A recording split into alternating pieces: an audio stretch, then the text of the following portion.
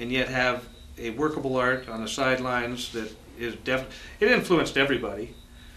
And I remember, I guess the Green Hornet came out about 68 or 69, and I was just started a year or two, and I used to rush home and watch that, and then people would ask me, and the schools filled up. And all of a sudden you saw a surplus of schools, which even though there was a certain, oh gosh, the quality of the art, you know, isn't going to be able to keep up with it, at the same time, all of society was like electric over Bruce Lee.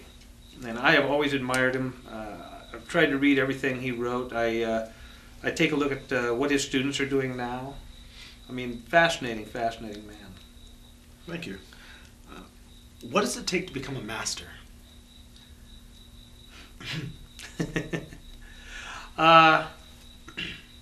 Well, the actual requirements are actually written down in a little article I wrote called In Search of the Master Founder. Okay.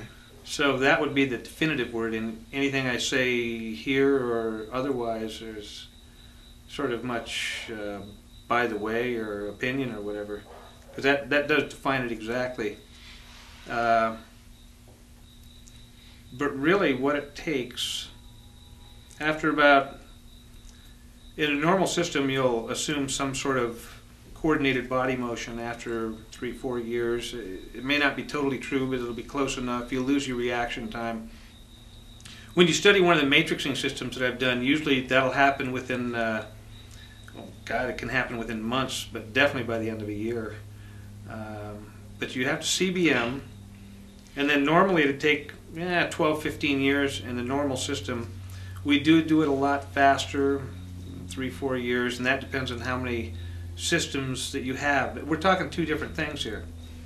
We're talking the classical systems and what people have grown to expect, and how it has evolved over the years with all the flaws as well as the blessings of the martial arts. And then we're talking about the matrixing system that I've set up, and it's a little bit different because there's more logic and order, so you're going to go faster. Okay. And I don't say that with any malice towards any other arts, or I'm not trying to put any other art down. Any art can be matrixed. Any art can be made so that the student can learn faster and faster. There is actually no limit to how fast a student can learn. Okay.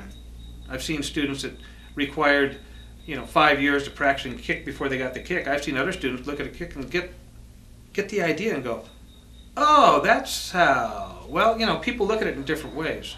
What does it take to become a master? It really takes a decision. It really takes a lot of hard work. Okay. That's about all I could really say on it. Unless you ask me again, and I'd probably blather some more. Okay, a different question then. What do you think about aerial maneuvers in martial arts? I love to watch them. Okay. Do you think they're practical? Do they work? I don't know. If you're a good aerialist, I suppose. Okay. The idea is, it's like this. Practice kicking high, and you'll have more strength, more power, more flexibility when you kick low. Right. So I'm not opposed to any type of training. Okay. And here's the real key. If that's what the guy likes, that's what he should be practicing. You know what I mean? Yeah. It's like, I can't sit here and say, well, you've got the body of a wrestler, so you better be doing jiu-jitsu. Well, that's BS, because it's up to him. What does he love? What gravity? What pulls him? What does he want out of his life? Right. I've seen guys with bodies that did not fit arts, and some of them were fantastic, but they were doing what they wanted to do. So aerial maneuvers, do they work? If that's what a guy practices, he goes crazy on it, and he gets good at it, far out. I have a different viewpoint towards combat, a matrixing viewpoint. But I'm not going to say these guys are wrong. I'm just going to say, hey, it's different, man. It's one of those apples, which is better, apples or oranges type stuff. Okay. If I manage to weasel out of that a little bit without losing my integrity. No, you did a good job. Yeah. My students usually try to, keep me under control because, sometimes, go ahead, embarrass me. What makes you so special to have developed the martial arts? What makes me special? That's a funny question. God, I'm about as non-special as you can imagine. And I get sort of tweaked when people say, "Oh, that's pretty unique," because I did exactly the same things that you're doing when I was training. I did, I'm the same as my students. There's just, I'm on the other end of the ruler now. But the idea here is that I've just got a way of looking at life that's a little bit logical and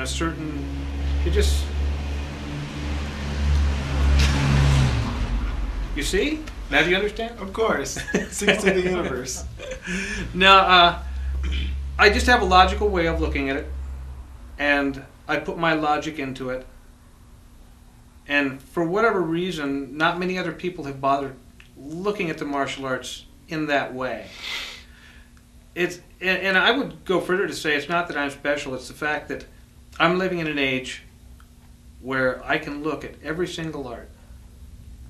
Between TV and DVDs and between the movies, between the books, I can go down, when I started, like I say, 12, 15, maybe 20 schools maximum in the whole Bay Area, which is a lot of people.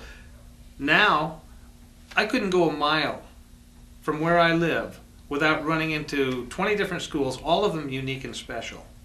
Okay. With that much data, and it just fed into, just how I wanted to analyze the world and the martial arts. So it's not really that I'm special. I live in special times. Okay. But I'm just the same as anybody else. I bruise easily sometimes. I work out. Okay. Well, thank you. I don't beat my dog. I don't beat my neighbor's dog. How did you figure out matrix martial arts? Don't like cats very much. Nah, cats are good. How did I figure out matrix martial arts?